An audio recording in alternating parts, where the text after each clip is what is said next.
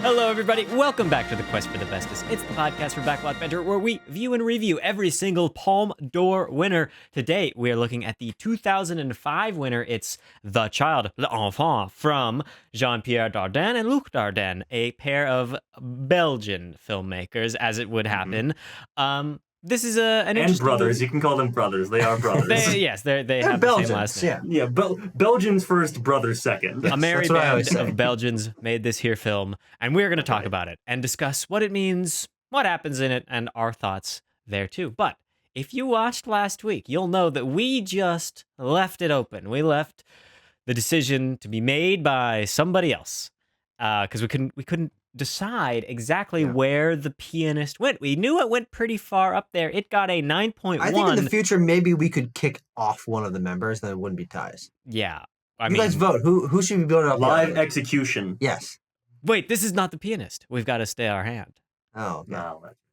We gotta keep everything on the SQ, the status quo. yeah, sure. Sure. Okay, we did, after a little bit of polling in the community, get a final place for The Pianist. However, it's at spot number 5 at the bottom out of the 3 films that have a 9.1. So that would be Anatomy of a Fall, and then Taxi Driver, and then The Pianist. So that was last week. I recommend you go view that episode because it was highly intellectual, and we really got into what we decided was an excellent film. Yeah. Yes. Okay. Yes. Moving on, Abram, do you have a comment for us to think about before we head into the meat of the episode? Ruminate upon. Last week we talked about The Pianist, but about a month ago we talked about The Silent World. In honor of you, The Silent World, member of the community Phil the Pill said the following, quote, I used to play the Pirates of the Caribbean MMO, was not on my bingo card for Quest. Now, I find this to be an amusing comment. I think that was an insightful episode, but let me make a plea here. This is a humble plea. Okay. Leave more comments on Quest for the Bestest. Please. You know where we get comments? We still get comments quite often on the ranking every Best Picture winner video. Yeah. We got a comment about Around the World in 80 Days, but at a certain point, I want comments from the pertinent Quest show. You know what I'm Right. saying? We want You know what I'm them saying a here? bit more modern, a bit more prescient about the film that we are talking about most recently in the linear stretch of time. And it's interesting because this is our most viewed show. People were actually watching this. I don't exactly know why, People but are they watching just this- no comment. People are watching this for years. Yeah, it's true. Yeah, I mean, I think it's just because we left little to be, left true. little unsaid. That's a great We leave point. them Yeah. speechless or we're too typeless. thorough in our discussion. Guys, let's tone it back a little bit. So that's why, and we talked about this before we started recording, in this episode, we're not going to talk about the characters at all. You guys are going to leave the comments with the characters. Inform your comments upon the characters. We are not touching it. None of that. This is a cinematography only episode. That's right. Well then, Oops, all let us cinematography. begin to discuss the cinematography and none of the characters of this film, The Child. Tanner, would you give us a little bit of a plot synopsis about this movie? Well, I suppose I can, Timo, but if you will allow me, I'm going to have to talk a little bit about the characters of this film to discuss the story. no. I'm sorry, I'm breaking the pact early. So this is a film that follows a young couple, Bruno and Sonia. They are a young couple living in Belgium, and they are hard up for cash, let's say. They are obviously embroiled in a lot of poverty. It is told to us early on that they largely subsist on both Sonia's social security checks and Bruno's like small-time petty crimes. Mostly like purse snatching or, breaking into cars and selling stuff, that kind of thing. Small-time petty crime, great name for a band. I'd say so. Sonia, as it turns out, beginning of the film, has a child. The child, I guess you could call it. They named this little child Jimmy. And it comes to pass that perhaps it's time for them to settle down, stop being such crazy kids, and sort of try and settle into a rhythm and a rhyme of life, I guess. And Bruno's not all about that, Bruno actually attempts to sell Jimmy to like a underground sort of black market adoption agency sort of deal, and Sonia's not happy with this. This causes them to break up, and Bruno has to get Jimmy back and get embroiled in more crimes, more serious crimes, and then ends up in prison at the end of the film. That's pretty much what happens. Yeah, very straightforward movie. Yeah, who would like to? And also only about 90 minutes. Yeah, Yes, not correct. not super long in terms of what we've seen. Who wants to hop in and give their initial thoughts on this one? Tucker, maybe you. Okay, I can go.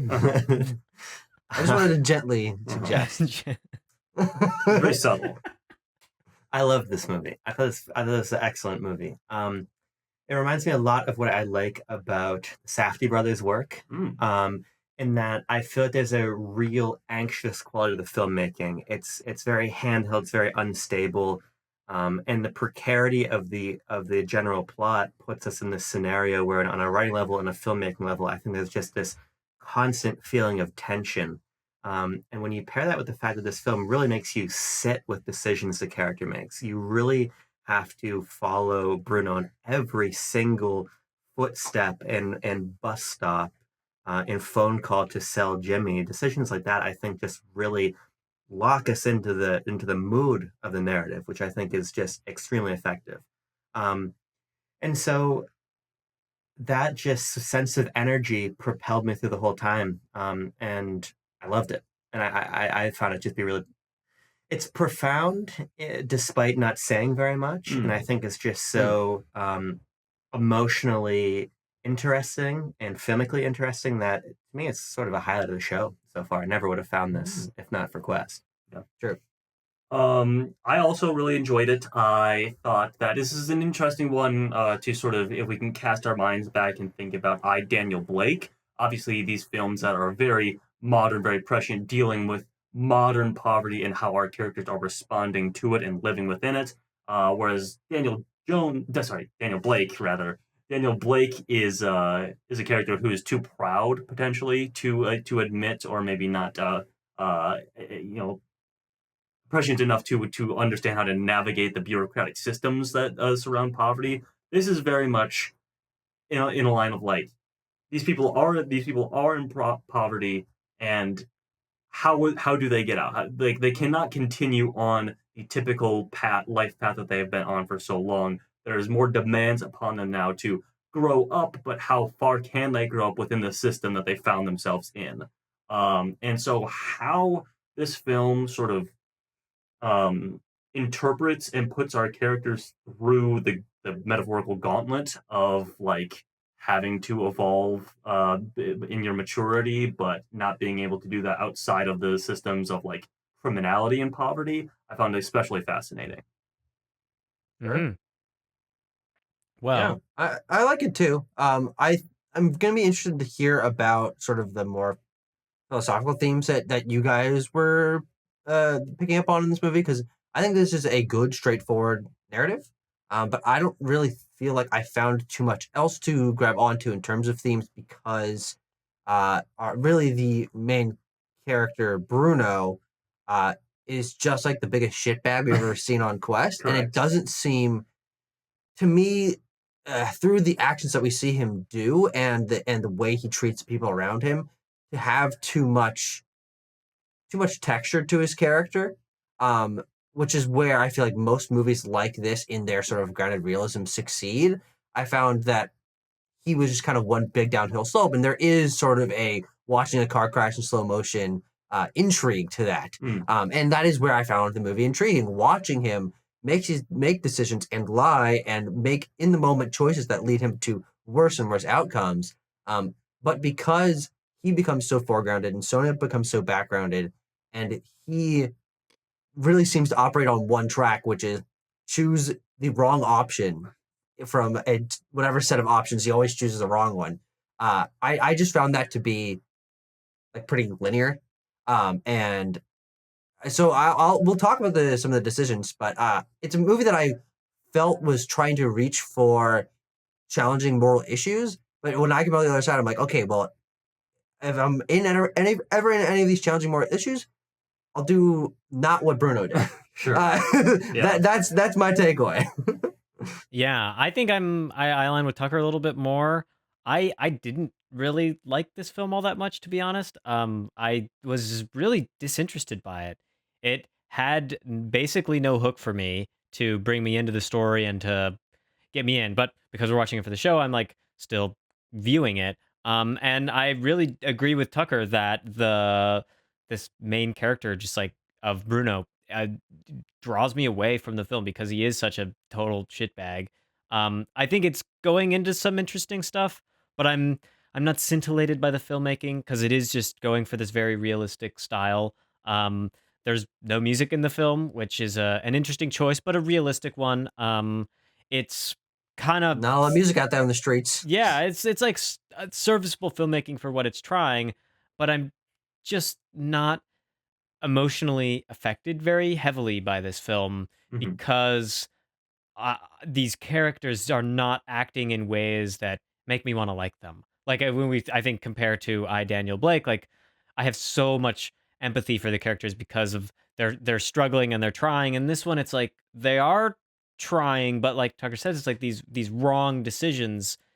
The film is like positioning me to dislike these characters a lot, specifically Bruno. Sonia, I don't think has very much to dislike about her. I mean, she makes fine and reasonable decisions during the film, but yeah, this one kind of fell flat for me, honestly.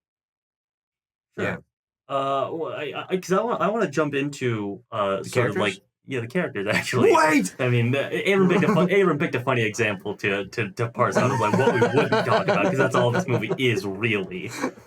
Is how the Dardenne brothers sort of introduce you to the characters, the first blush impression that you get, how they develop that, interpret that, and twist you against the characters, and then try to reel you back in a sense. I mean, I find that to be some of the most, some of the best material in terms of the screenplay.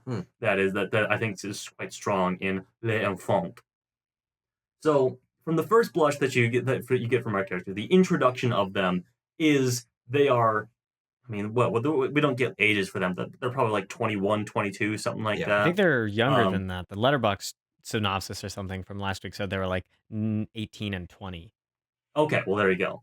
In any case, they are very young adults, borderline still children.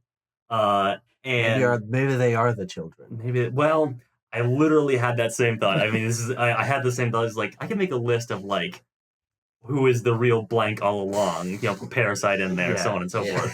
Because they are Who's the real Daniel Blake? like oppressively childish in how they present and how they act especially with one another. I mean, they are from the very moment that they're like on this pile of rocks, which is where Bruno like stores his clothes. Apparently, they're like tripping each other and chasing each other around, and they're doing the same thing at the park. And Bruno's on his own, and he's like hitting a river with a stick or whatever. Like they are 20-year-olds, 18-year-olds in like with the behaviors of like 10-year-olds. And I think that is sort of stacked against them initially as characters because obviously we're like, you guys got to get serious about the circumstances that you're in. You have a child now. And that dawns on Sonia, obviously. I mean, like, she settles into this fact. She sort of tries to lightly express that Bruno should maybe get, like, a steady job, to which he responds, work is for fuckers, I want to say. And then he obviously My grandpappy always used to say. Yeah.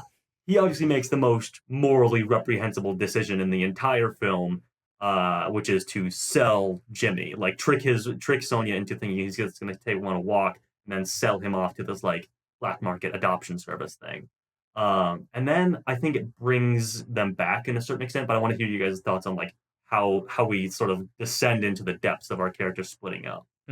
Well, I think the point you made about how the characters relate to each other is a very interesting one about just this like play fighting kind of relationship that they have, which to me is like a code phrase for just toxic relationship. I see that in real life, and that is, in my opinion, a pretty bad sign for how people like actually relate to each other and respect each other and see each other, beyond just the carnal relationship.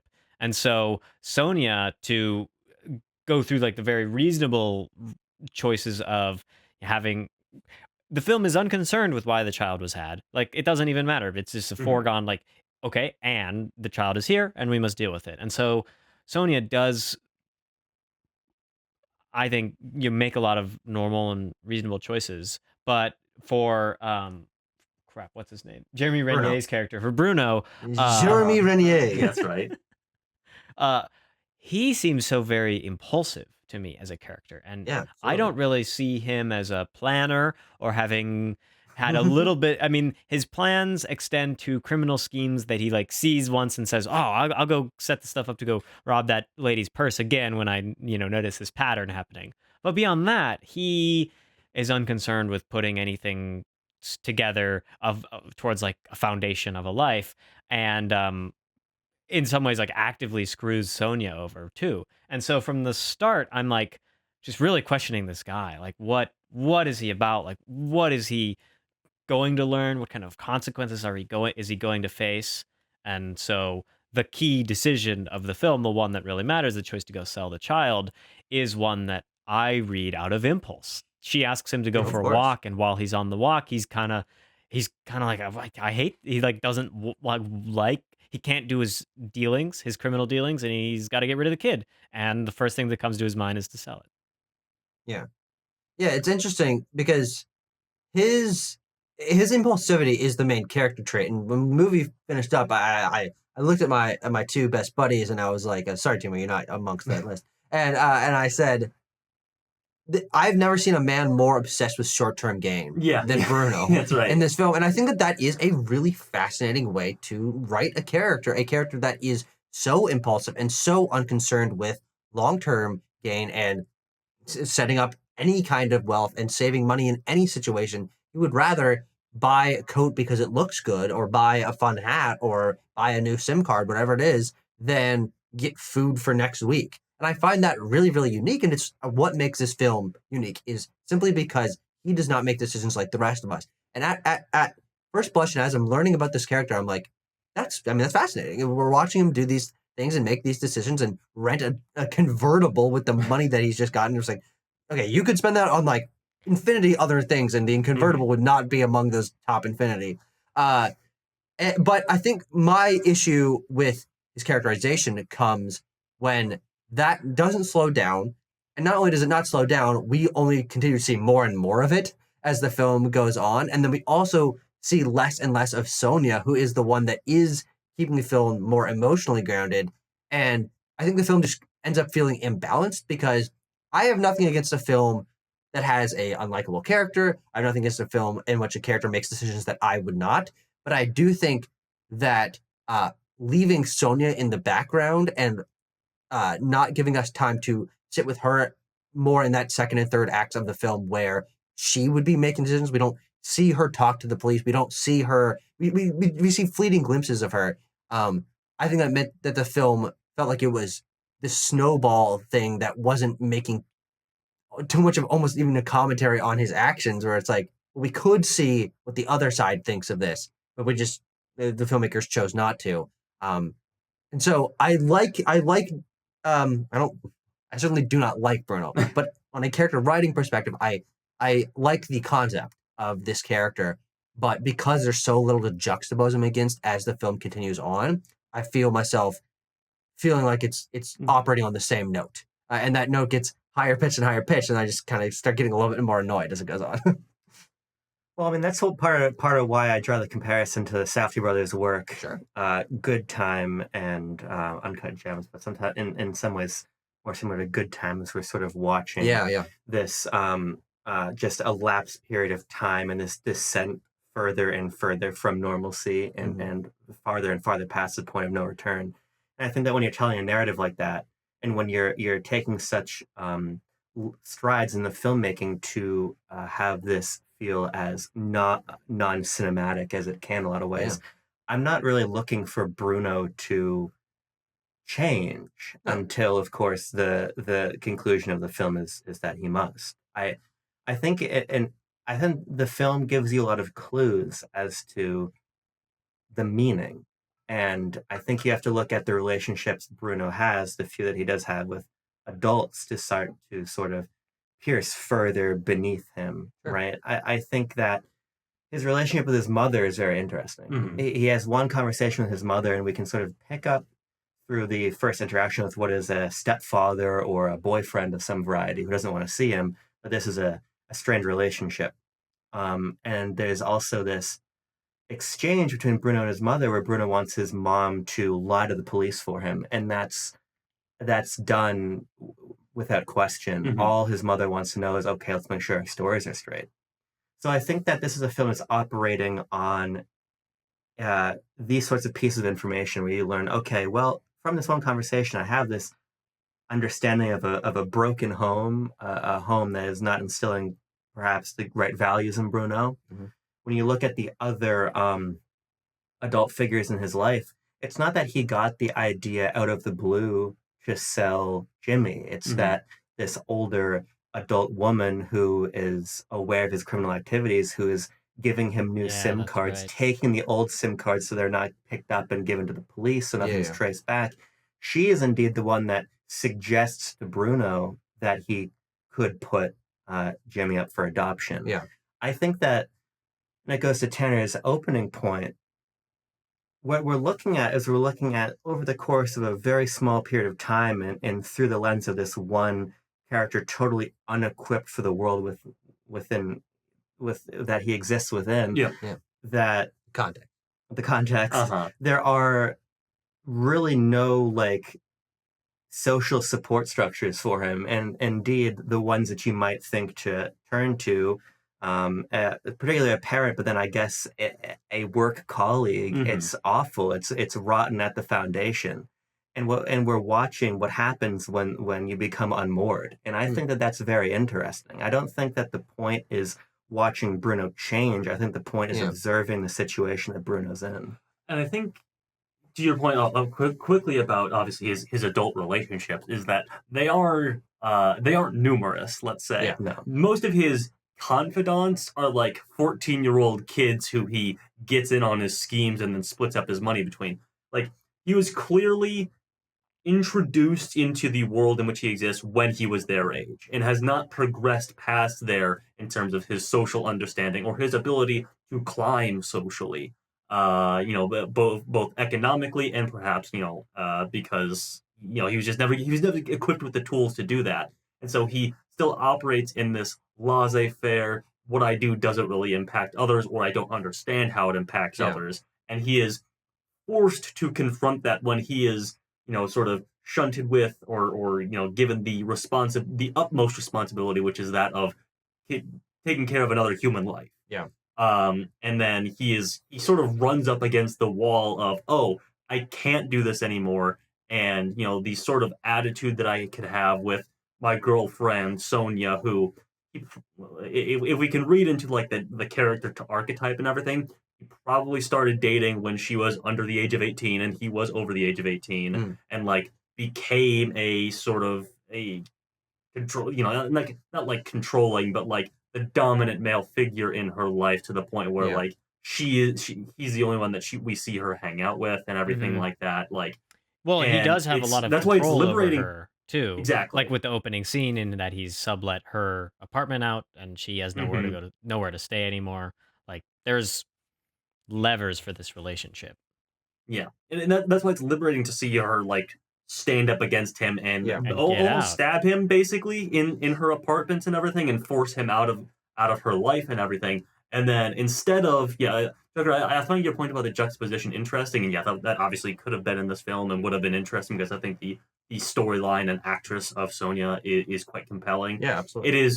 It is also interesting to be forced alongside Bruno in like what do I do now? How can I find my usual avenue out, or what new path must I go down to fix this? Yeah. Sure. Well, an important plot note that we should make a point of here is when he gets the baby back. He's like, after going and visiting Sonia, and she like flips out on him because of course, and then he's like, oh crap, okay, I gotta go get this thing back, I screwed up. And so the thing being a kid, he goes to get the child, and the guys that he did the deal with are like, you owe us more money.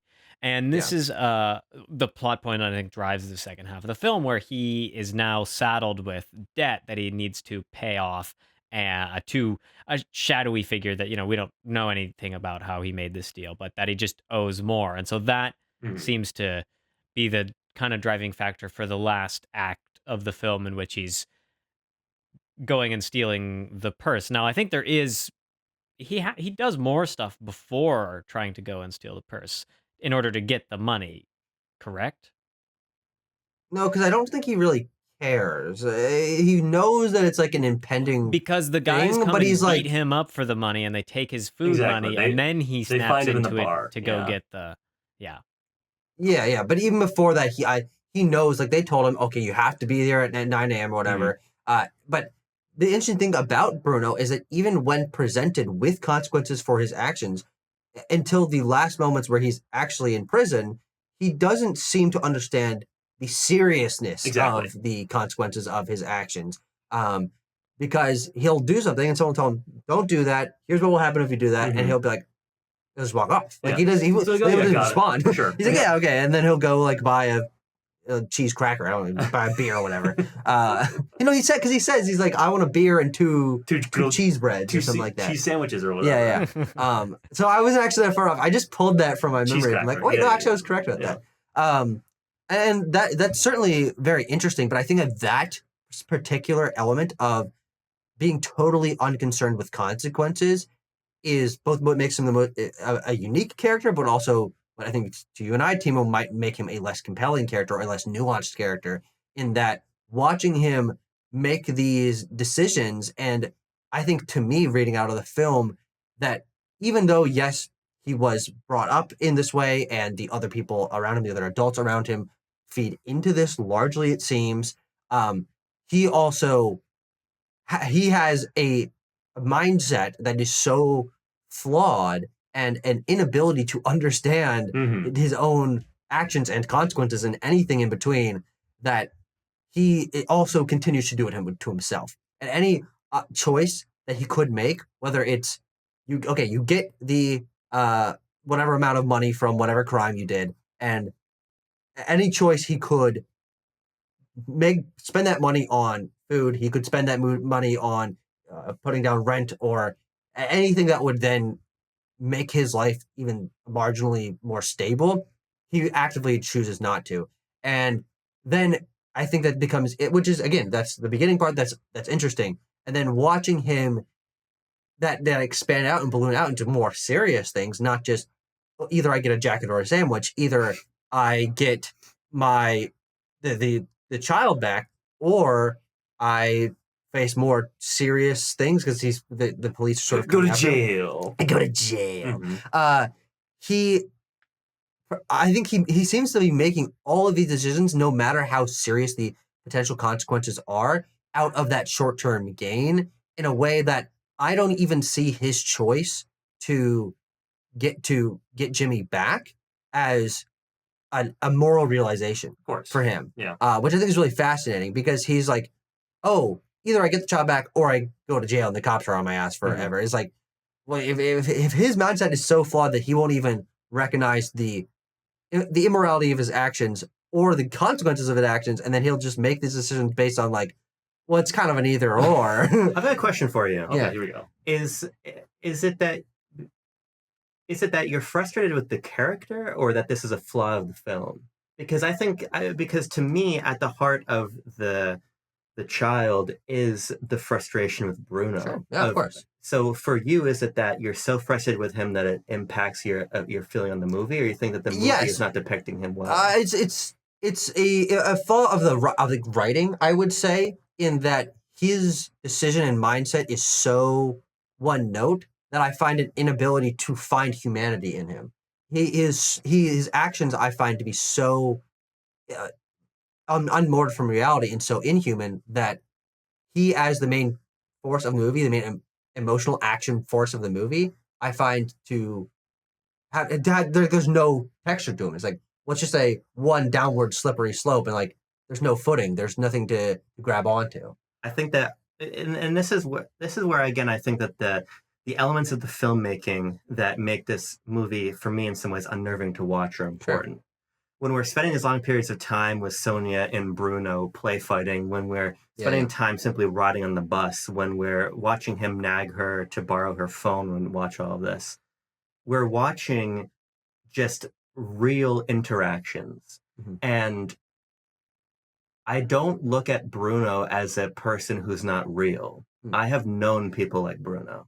Sure. And I think that what this film is trying to expose us to is the fact that this is not an illogical way to depict a person. And I think what it's trying to ask us to think about is what happens to people like Bruno when there is nothing around them. Yeah, sure. And there's really interesting dimensions to the character that I think we're overlooking.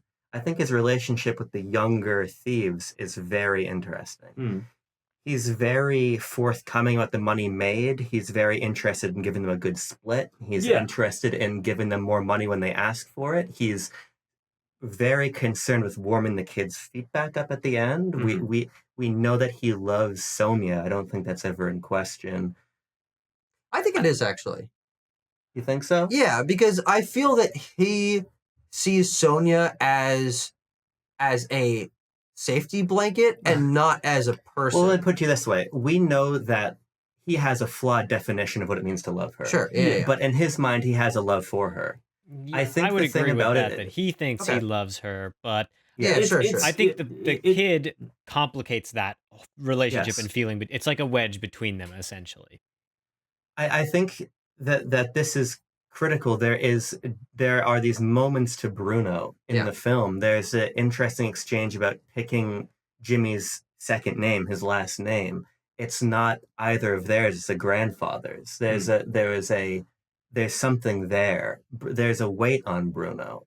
And I disagree in that moment, though, because he actively makes no choice in that. He's like, I don't really care, it's whatever. And she's like, oh, it'll be this. And he's like, yeah, okay, that's fine. Like, but wouldn't you care what your child's name is, right? No, he doesn't. No, and later on, he denies even being the father. He lies about being the father. Totally throws Sonia under the bus, being like, oh, she's sleeping with other guys. Yeah. But which is just point a self-serving, like in the moment kind of thing he says. And that betrays something deeper. It's a lack of readiness for fatherhood. Of course. Yeah. Of course. I think that in my opinion, the fact that we're even having this conversation with the characterization of Bruno is an illustration of the effectiveness of the writing. Yeah. That we are creating this character, because I think that Bruno feels extremely real, and I think he asks what happens to young parents. Sure. And I think he asks a lot of questions just by doing. Abram, I agree with you there. I think that there is some dimension to him that if you look at any particular moment of his any particular action of his, you can draw out a question of like, is it weaponized incompetence to a certain extent? Is he like just falling into any sort of support system that is there for him, and then suddenly all of it is pulled away? I mean, one of the very first lines that he and Sonia share is the fact that they subsist upon her like social security checks or whatever the equivalent is in Belgium, and then that falls away, and we can he subsists upon the safety net of like his mother for an alibi and all this. Like he's always falling back on people because of his supposed lack of readiness for any particular situation. Is like, is that he's very complacent in his situation, exactly, even though the situation of his is constantly changing and never, it's very volatile. Yeah, is that a conscious or subconscious decision for him, or is it somewhere in between that like these safety nets to the extent that they exist have always been there for him, not in a governmental sense, of course, but in an interpersonal sense, or is it purely that Bruno has just never grown up? Is he just he's the modern Peter Pan? He's a persistent child in how he approaches any situation. That someone will always be there to pick up after him. That someone will always be that, like, if he wants something, he takes it. He has no plan, but he also doesn't look back. Like he is just subsistent in the moment that he exists, and he's like, well, I want that. I need money. Why don't I just take it from somebody? I'm not going to work for it. That sounds hard. Yeah. I'm not, I'm not going to do X, Y, or Z. I'm going to do what I think is the best route. And I also wanted to point out, and this is maybe a separate point, but like, I find it interesting that, of course, he does not exist anywhere in like the normal social hierarchy, but he has sort of found himself slowly falling into like the criminal social hierarchy. But also, he doesn't have the wherewithal to climb that ladder either. He is taken advantage of in both systems.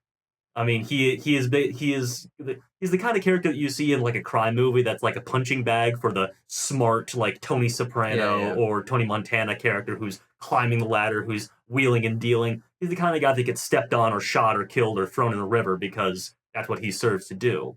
That is exactly who Bruno is in this film, but instead of sort of seeing him tossed into a river, we see him just beat up and like, well, we have to stay with him now and see what this guy does confronted with that reality. Mm-hmm. Yeah. I think that the relationship that Avon brought up with the other child robbers, Steve particularly, and what happens with them towards the end of the film, does reveal a lot and has like the turning point, I would say, for Bruno's character, in which has, I will say, great filmmaking where the kid like freaks out, almost dies, and there's this kind of that like very life-threatening moment that previously the film isn't dealing with those high of stakes, but we get to that level in the river when it's cold and the kid's like, I can't move. Steve is. And that moment where what's his, why am I so bad at remembering Bruno's name, where Bruno runs off and is trying to unravel the scooter from the tangle or whatever, and he sees the people discover where Steve was hiding, and we basically, do we like jump to him trying to find Steve at the police station? Yeah, because there's an interstitial scene of him like pushing the moped down the highway or whatever. Oh, yeah, because he goes and parks it somewhere. Yeah, he leans it up against the police station and then goes in. Is like, hey, is this kid here? And and then he turns himself in at the police station, and then we cut after that conversation to him being in jail, and so that's pretty much like a through line of decisions on his part that end up being kind of what I guess we would consider like the right decisions, but to me, and that's like the only decision that he makes in the film that is concerned with someone else and also understands the impact of what has happened. It is he forgoes the short-term gain in that moment where he could leave, let this kid either go to jail or have this impact his record in some way and leave with the money and leave with the scooter or whatever. But he does have some level of empathy, especially in that moment, which I think is harder to pick up on as for a lot of the movie. But I certainly do feel in that moment where he does make the decision to sacrifice his own future, and maybe even to like try to course correct himself a little bit. Yeah, maybe. Where he just like hands the money. He's like, no, it was me. Like I made the decision. And so this makes me think like, I think this plot point is the one that makes me like retroactively apply my wants to the rest of the film to see like change. It's why I seek the change in the rest of the film, because there is this such a very specific example here. I mean, I've been enjoying listening to all that y'all have to say, and I think Tanner, the point about him being just simply a child that hasn't grown up plays up until we get to this part, and then something changes with him, and I think there is a change, and I have yet to figure out what it is. Why what is it that causes him to change in the things that we see him do? Because there is something. Is it Steve almost dying? I think that could be a reasonable explanation, but I'm curious. This is like, Well, I think an interesting dimension of Bruno's character is that money's not a concern to him because he can always get more. Jimmy being taken is a concern in that there's a legal threat, but he can go get Jimmy back. The only way he's getting Steve out of prison is if he confesses. Yeah. And I want to draw attention to the abrupt ending, which I think is a very powerful filmmaking tool that actually clues us into what's happening here. We reach a point in the narrative where we're out of road. We're doing the Wile E. Coyote running. We look down and the road's gone. Right. Really. Yeah. And then you have to fall. He has no choice, and we watch him fall. And in doing so, as is cliche about life, hitting rock bottom, from then you come back up. There's this moment of emotional catharsis to which we don't see to that point in the film, in that prison visiting room, where I think Bruno knows that it's over. He has to grow up. It's done. He's in prison now. He's going to get out and he has to fix his life. And that hard cut, I think, on that realization, on that moment of release that I think as viewers we've been waiting for 90 minutes, is a sort of rubber stamp on the character arc of he gets it now. And so I found it to be a very, very effective ending. Yeah. That's I mean, pretty much what I the understood from the ending too. I agree with you on the reading there. I think the ending is a good example of how the Dardenne bros are asking you to across the entire film read a lot out of it. I mean, that is obviously the Well, the dialogue is so sparse. There is like exactly not a lot of words in this film. It is what is necessitated by the documentarian style of this film. Yeah. You are supposed to lift things out like we've been doing for a lot of this discussion. And I think the ending is where that sort of catharsis is the most resonant and the most readily apparent, because in purely straightforward narrative films, more traditional narrative films, that is what the catharsis is. That is what the decision would be. So your informed film watching brain is filling in that blank. It's like, of course, the performance and everything like that is key in this element as well. But it is asking you to be informed by like, what would the natural conclusion of this story be? A bittersweet ending, of course. So that, I think that you can sort of like retroactively reflect that on a lot of what we've been talking about through the rest of the film is reading into Bruno's actions and asking questions about them, and what was he thinking in this moment? Is it because of this, or is it because of this? And in that sense, any reading is just as valid as the other. Yeah, and I actually want to comment on that because I think it's interesting. I think you're right. That is the intent of the film, the intent of the sparsity of the dialogue and the subtlety of the filmmaking and the lack of music. This is very much a film that is not trying to tell you what to feel in these moments, and I think that that's interesting and different.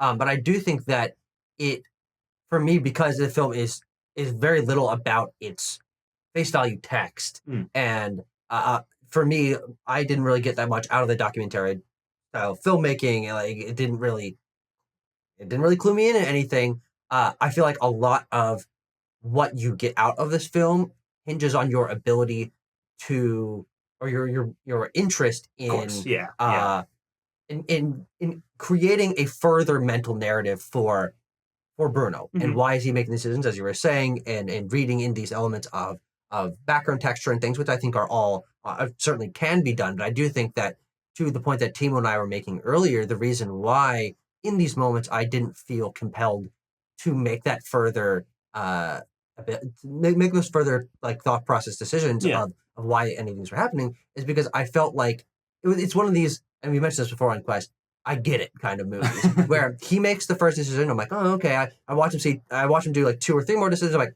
okay, I know how this guy works. And so then I spend another hour and 10 minutes or whatever watching him until the very last moments of the film make seemingly the same kind of decisions. And I don't feel like out of most of the decisions that I see him make, which is most of this movie, I get more out of each subsequent choice that he makes. I guess it is revealing to what lengths he has no concern about his future, to which lengths he has no concern about the effects and consequences of his actions. But from watching him lie and steal and cheat and abuse his girlfriend at the beginning, I'm clued into that. And then what I learned for most of the film up until the last 10 minutes or whatever is that he lies and he cheats and he steals and he abuses his girlfriend. And that, I think, to me felt relatively one note until the end. And because of that one note nature, I didn't feel like I needed to think deeper about what he was doing, because I'm like, well, to me, it's kind of obvious. And I don't find it that interesting. Well, I'll think less deep, because I want to talk about... Sure. All right. Welcome to Quest, baby. Finally. I think part of what makes this work for me is that he's not just like... Well, I think there's 2 ways you could go about telling the character Bruno. Yeah. One is a sort of Place Beyond the Pine style, small crimes, but crimes of adrenaline type of narrative. Sure. Where there is a real sense of adrenaline to every crime. There's a frenetic, immediate, I'm going for the cash register, I'm pulling a gun, I'm escaping type of thing. Yeah. And obviously that happens at the end of the film and unravels, but that's one way to tell the narrative, and we don't really do that. What we see instead is this larger shadowier and almost in some ways like more commercialized criminal network. For most of the film, we don't actually see things getting stolen. We see them getting appraised. How much is this camcorder worth? Yeah. Well, let's try to negotiate that price, right? That's another interesting thing about Bruno. Like, he's not, until we see him be the getaway man, he's not really he's not the axe guy or whatever the word for the criminal actually does the crime is. Sure. Yeah. He's hatchet man. He's not the hatchet man. He's got the good. He's gonna go flip it, and then the kids who actually stole they're gonna sell it off. To me, just as a viewer, I think that's an interesting story. Yeah. Well, you know, it's interesting. That's actually also true about Jimmy. He didn't make the baby. It wasn't his. He just took it and sold it. You mean Bruno? Jimmy. Jimmy's the kid. The baby. Yeah, that's what's interesting about Jimmy is he's like the camcorder. He didn't for Bruno. Oh, I see. I thought. Okay. Sorry. You were saying Jimmy We were didn't all make confused. the baby, and Well, yes. What's interesting about Jimmy in relation to Bruno is that Jimmy feels that same niche that you were talking about the crimes. Exactly. Sorry. Yes. Jimmy is to camcorder as Bruno is to Bruno. No, that's not right. What? They get it. They get it. Yes. Just keep moving on. No, We all. Jimmy is the product. Yeah. Jimmy is the thing that he have a lot of stake in. That he has to sell. And Bruno is to Bruno because Bruno is Bruno in both. I think the more we explain Okay. it, the more confusing it gets. I think your point is a great one. I think you got to Correct. study some more analogies. Is that not? Wait, how is that not how that works? You could just say that Jimmy is like the camcorder. Because usually you change both in those. Well, I was just making the point that one of them doesn't change. Correct. And you're right about that. The point I'm making is a very simple one. I think the plot is interesting. Abram, I think that's interesting. and because it's not only this strange scenario of criminal buying and selling, it's also this like trafficking narrative that I think is strange too. And so I like that a lot. And I think, and it goes back to, and this is just a subjective difference, but for me, these shaky camera shots, these long scenes of mundanity, they build this strange tension where I'm watching criminal acts unfold, but I'm not watching the nexus of them. I'm watching the fallout. I'm watching the thing be sold. He's walking around with goods. He's walking to sell his child. That's a lot of the movie, and I find that compelling. Sure. It's an irregular way to go about telling the story, I think. Yeah, absolutely. And that's what makes this a very unique crime movie, because ultimately that's really what it is, and what a lot of the scenes are centered around. And what I think I've kind of learned about myself in watching and reviewing many films is that the films I have the hardest time getting into are the ones that are slice of life, disconnected scene to scene, in which one scene does not necessarily lead to the one that they cut to next. And I do feel like this movie is pretty strongly in that way, in that, you know, you have them go to the homeless shelter or whatever, or you have them go here, you have them go there. And of course there's a larger thing going on, but because of, to your point, a lot of the action is cut out. There are a lot of moments where we didn't know he was going to plan this. We didn't know that he had this in his possession. We don't know how much money he has. And now suddenly he's somewhere else, and he's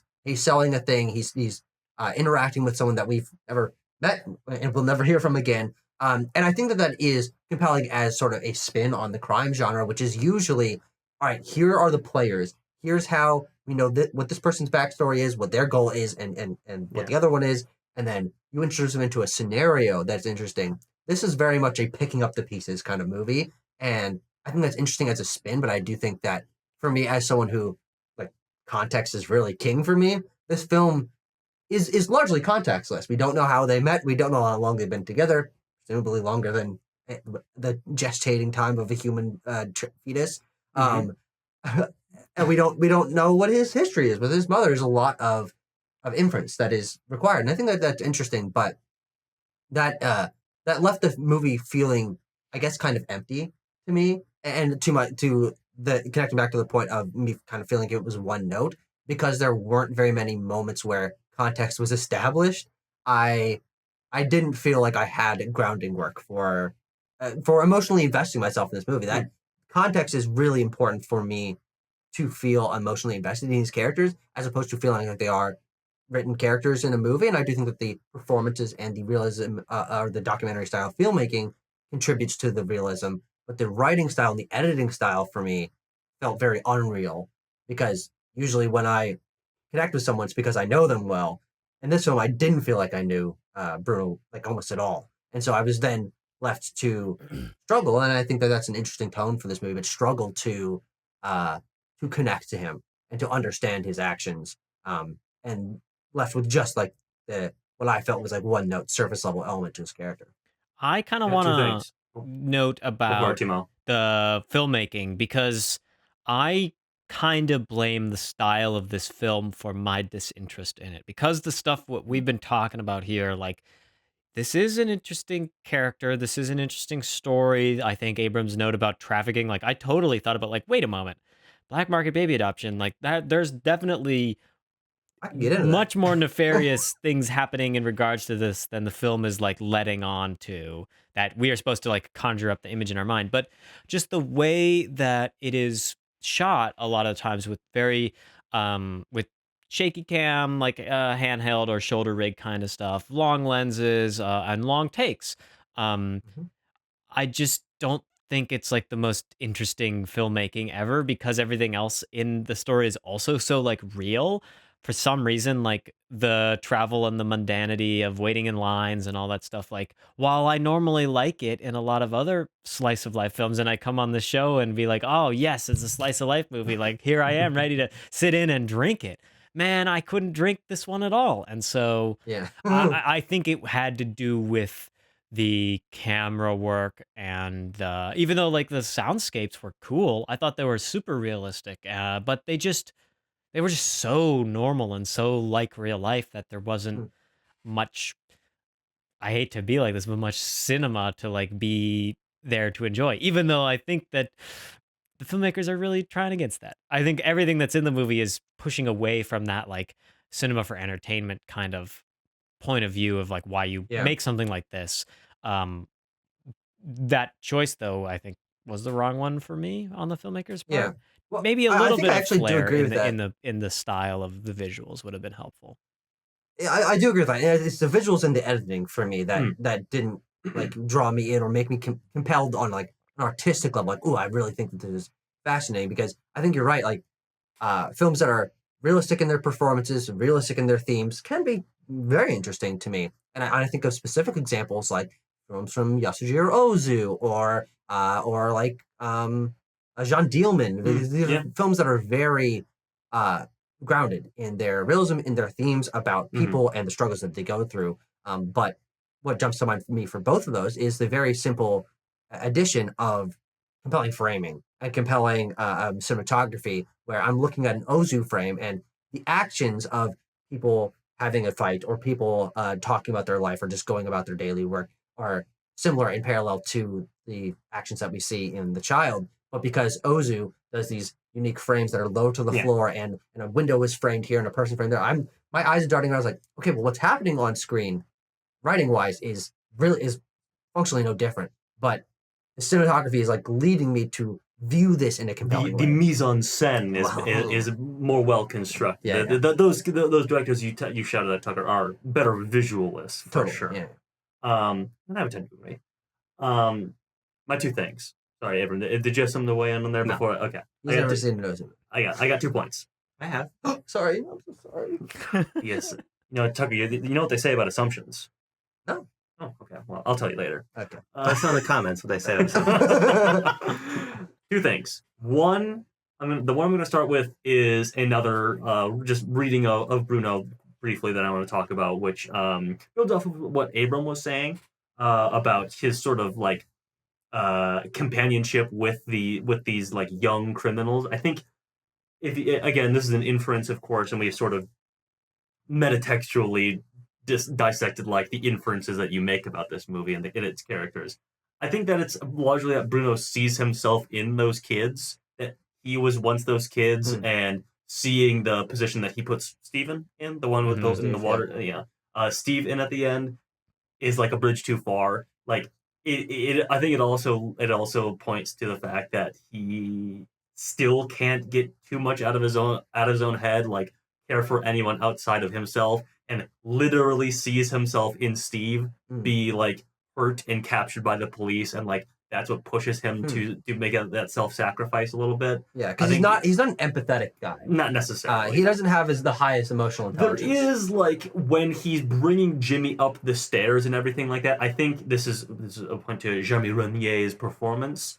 That like you can see the decision start to really weigh on him as he's sort of like pacing around the room, setting him on the floor. Like, am I actually going to do this? And he does go through with it ultimately. But I think you can see that decision weighing on him in that moment. Like there is the conscience biting at him. Like, hey, you probably shouldn't sell your baby.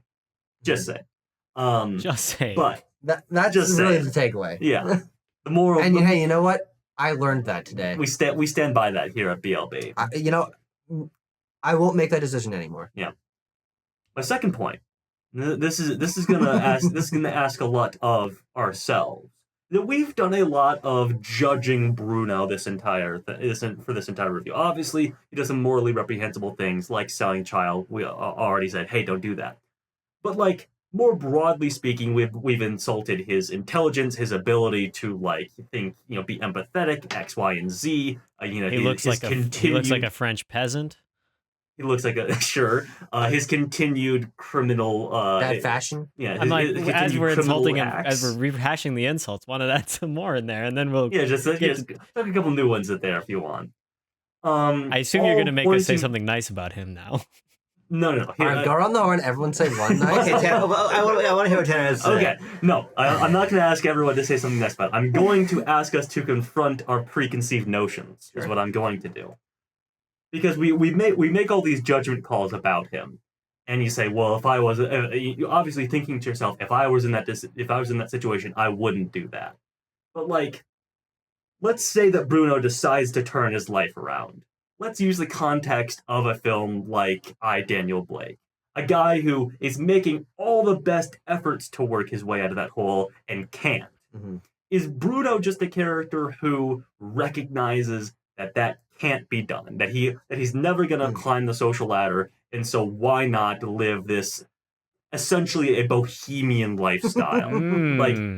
Like, are we just reading into him that he's too stupid to do any of this? I don't think the film really presents that as a question, but I really actually like it as a question. And so, are we coming at this from like an affluent standpoint? It's like, well, I'm well off, so why can if I were poor, I'd be able to work myself up to a certain extent. Like, are we just reading that into him a little bit too much? There is the moment where Sonia is like, I'm happy. She's like, they're like together, they're like embracing, the kid is in the middle of them, and she is like, I am happy. And so that makes, at least on her perspective, I want to hear what Abrams is going to say about Bruno, but for her, there is enough comfort and enough stability in the life as there is for this one moment of happiness to occur.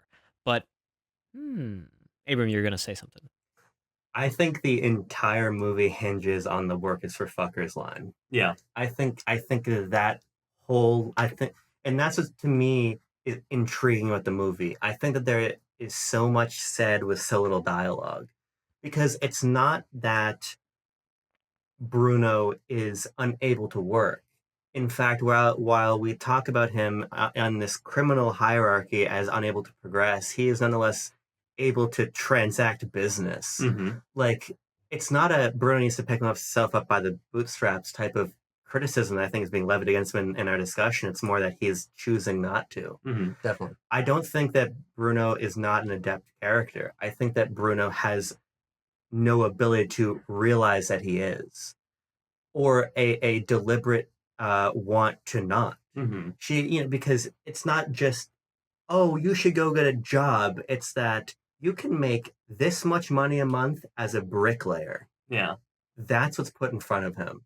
And he doesn't say anything about, oh, I don't know how to apply. I don't think it's not even going to support us. It's work is for fuckers. Mm-hmm. And he lives this like outlaw, like breathless at home style. It is. Life. I was getting a lot of that out of this film. Is that it's like breathless, A, in a modern context, and B, through like a, hey, this shit doesn't work actually. And I think that's part of the context of the film.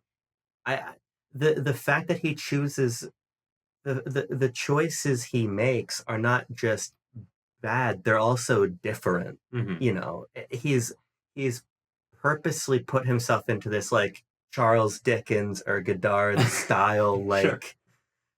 very interesting, like almost like fetishized poverty lifestyle. Bohemian Yes. is kind of like, Yeah. and so at a certain point in the film, I asked myself, like, are the Dardennes like sort of deconstructing the bohemian ideal a little bit of it? It's like 60s and 70s, like living off the grid or whatever, not participating in normal society, flying by the seat of your pants, doing what you want to do. I think there's an argument for that because in the first half of the film, there's this one thing that I think we are undervaluing, and I guess I will praise Bruno, is that he is a charismatic figure.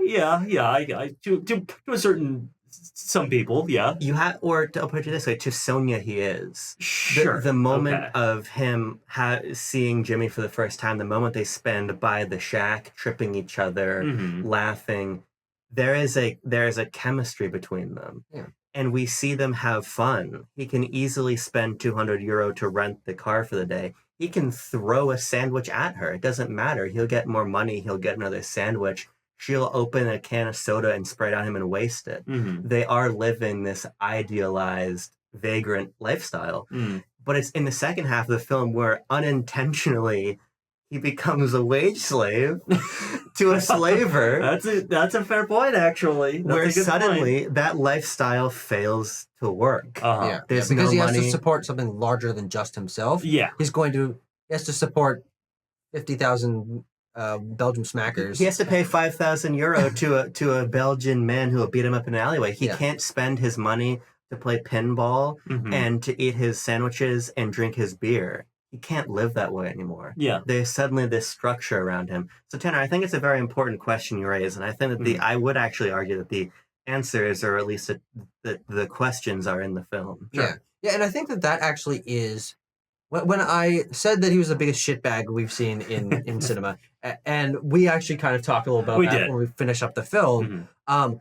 I think that what's interesting about him is that he is in some way, I don't know if sociopathic is the right word, but his brain and his choices do not operate in the way that most people who understand the impact of their actions and have a sense of future self-fulfillment and like and planning. Yeah. His brain does not operate in that way, and it seems that either his brain doesn't operate in that way, it's like a chemical imbalance or whatever, or he's actively making those decisions, and I think that's what makes him unique. But I think it also, to me, because I read it more in that he is literally built different, I don't really read the sort of conscious decision out of it, where it's his physical mind and his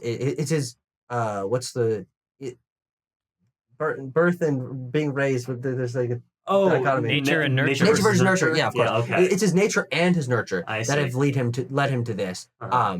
And so I don't think I pity the situation that he's been in, but because it is his nature, his nurture, and his actions, Yeah. where I'm like he's got the unholy trinity Mhm. of reasons that he's in the situation. It is the society that he's been put in. It is the way that the people around him treat him, and presumably his upbringing, though, from what we see of his mother, even though they have a fraught relationship, I read almost that he brought it upon himself and like pushed himself away from this situation.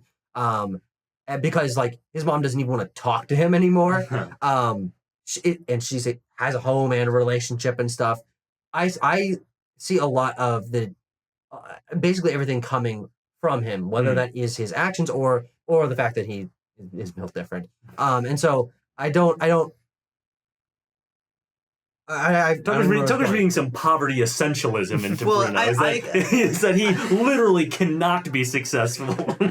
I mean, well, because I just don't know if there's too much other explanation, given that like it's even in the small decisions. Yeah. Like he's certainly self-destructive. I mean, I don't think that's up for dispute.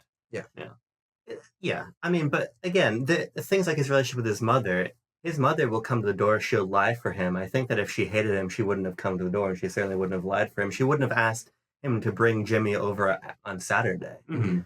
He's not in that home. Well, what's interesting about that is I think that to me goes back to my point of, I think that maybe she recognized that she raised him wrong, or like didn't correct him enough, or whatever it is, to like help shape him into a person that understood his life better, the consequences of actions better. But I do think that it's I believe he tells the guy that comes to the door, he's like, "Get her here. I need something. I had a child," something like that. And I think it's literally the Jimmy effect, where I think that's the reason she comes to the door and says even things like "bring him over," is that she is a person who raised a child, has a relationship, has a home, understands the fallout, that these things are important and you should look after. And to the point of Jimmy, the difference between Jimmy and Bruno, I think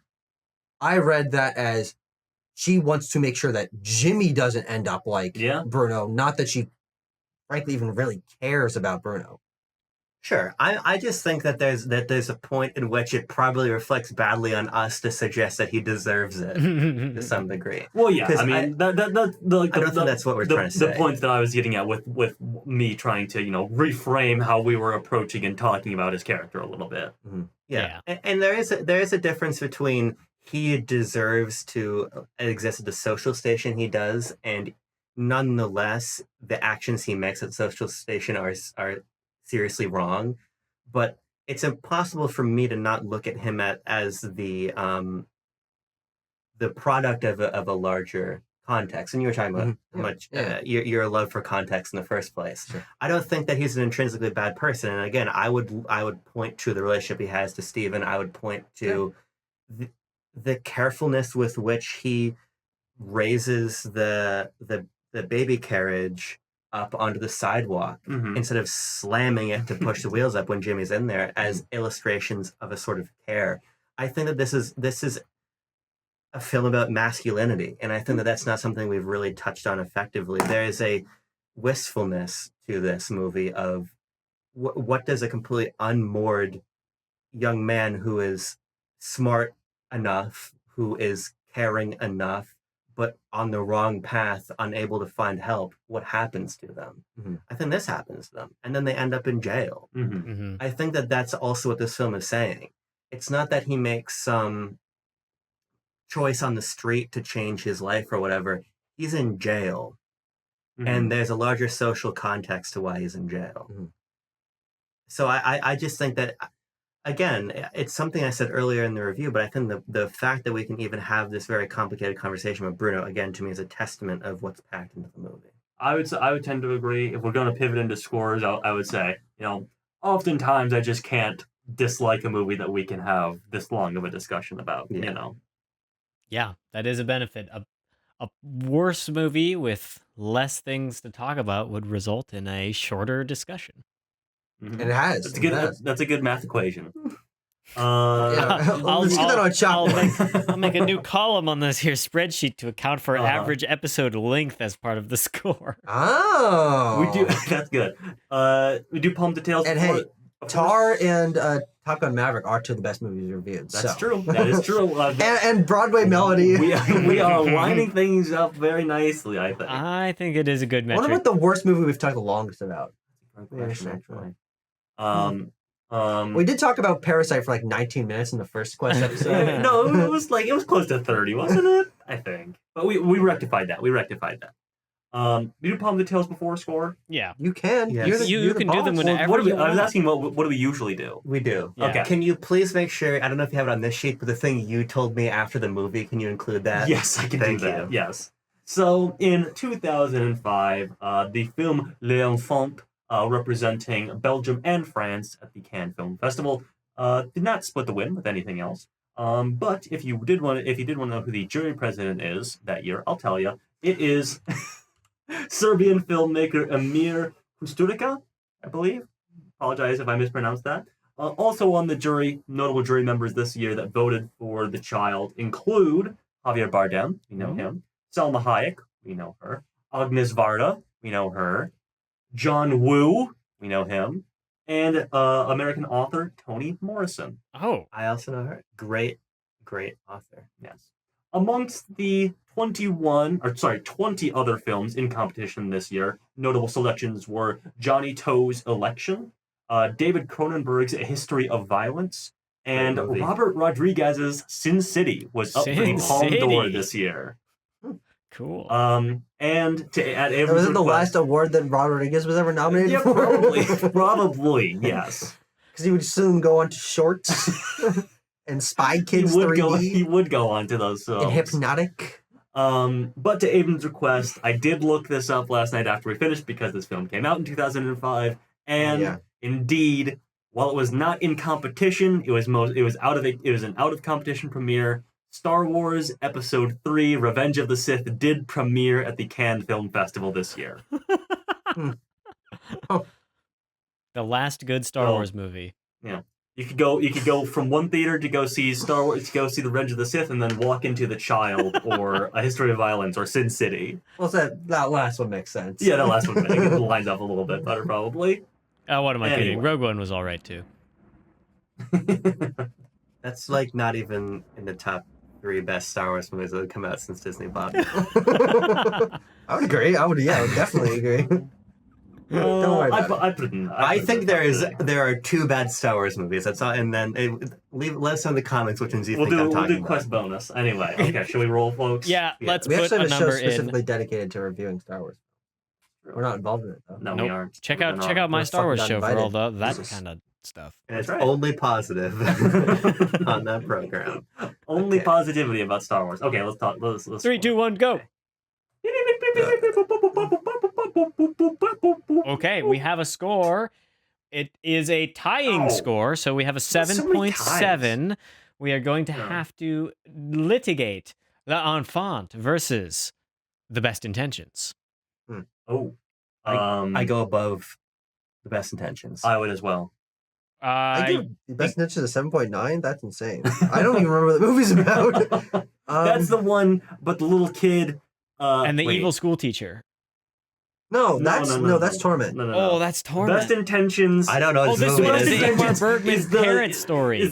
The movie about Ingmar Bergman's parents and the dad's super abusive. Oh, that's a banger. But I'm still going to put this above. I did get a way better score, but I'm gonna put The Child above. I think I was gonna go with that too. So Child goes above Best Intentions. Okay. I doubt I'll forget The Child. Yeah, sounds like the Best Intentions didn't stick in our minds too well. I'll be honest. A little indicator, maybe. Okay, there we have it. A score. No need to submit this to an external jury. L'Enfant is at spot number 14 on our list. Very nice. Out of 30. We're getting a lot of ties. We didn't get this many ties in like the Best Picture quest. It was like initially though. By for a this long time, point, we had John Tour introduced a new scoring system. That's a good point. We were still. We had 3 different. We were still in like the Bronze Age of quest scoring. I don't think it's like to apologize. Yeah. I'd like to apologize for the table here in frame. I would like to Oh apologize yeah, that's all for this. sorts of. It's all right. Yeah, you know. It's We'll not fix good that in framing. post. We'll fix it in No. post. Put a sheer effect on the whole video. Yeah. I'll just use warp stabilizer, and your faces will look like they're made out of liquid.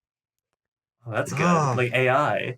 So we are gonna spin the wheel. However, we said at the end of the last episode, we'll say it again here because it's now pertinent. Mhm. We are disappearing. This is That's right. For the month of October. Yeah. Sorry, no quest. We're going on hiatus. No It question. has to be. Mhm. It has to be, unfortunately. So we'll be back in a couple weeks at a time of our choosing to bring Quest right back, with whatever film we spin next, I guess. Well, no. Here's the thing: because what was discussed was. Oh yeah, coming back Right, to we're not Aurora. spinning. Yeah. Oh, Is we might that- not well, spin a wheel. Should we spin in the case that Yeah, we can't see it? Yeah, let's do it. Anyway. yeah. Okay, well- It's tenuous. We'll do a placeholder spin. It's like a if we get to see a presumptive Nora. spin. It's the sitting duck. Yeah. If it's, we'll just do it time after. Yeah. This is like when the president's under for anesthesia. Yeah. This is like Okay. exactly, Abram. Exactly. Okay. Everybody Are we gets gonna it now. spin? Let's spin this freaking wheel. Give- Here it is. Give the folks something to look forward to. You either get this movie or a Nora. So get hyped. And Here if we can go. see a Nora, we're never going Did to you review this did movie. the whole thing? Oh yeah, hang on. No, hang on. Keep talking about anything else. One second. Dear best child, l'enfant. Oh, All right. I'll just say now some more we're ready to French go. names for us here. Let's go and find some more. Click it, white boy. Okay. Wheel, what's your deal? Give us a movie that makes us squeal. Is it on digital or is it on real? Wheel, what's your deal? Ooh, the deal is number 15. All right, so we Number either 15. get a Nora or 2 cents worth of hope. I don't even. This is Renato Castellani, starring Maria Fiore and Vincenzo Mussolino. close. Whew! 1952. 52, yes. This is about once a young woman gets a man to fall in love with her, he must prove himself financially stable to meet her dowry requirements. This is an I Italian think Bruno movie. could have learned her thing or two. I think. Be a movie about auditing. Yeah. and 93 accounting. minutes. Property appraisal. There are no bad 93-minute movies. That's true. That's true. There we have it. Tucker's Ooh, Land on the Law. it's gotta- Stay tuned to Backlot Banter throughout the month of October, as Quest will be away, but we might be putting up a little video here or there, but we are going on hiatus, so we'll see what actually happens in reality as regards to that. There will be I'm sure, a Quest style review of Joker 2 about a week after this video posts. So Yes. turn back in the channel for that. Yeah. You can keep your eyes peeled and keep your hearts looking forward to that. I don't have much else. You know what I always say? Oh, to that. I thought there were more words, yeah. No, I'm coming up with further newer catchphrases to just add into the whole. Okay, whatever. Let's end it. Stay cool, keep warm, peace.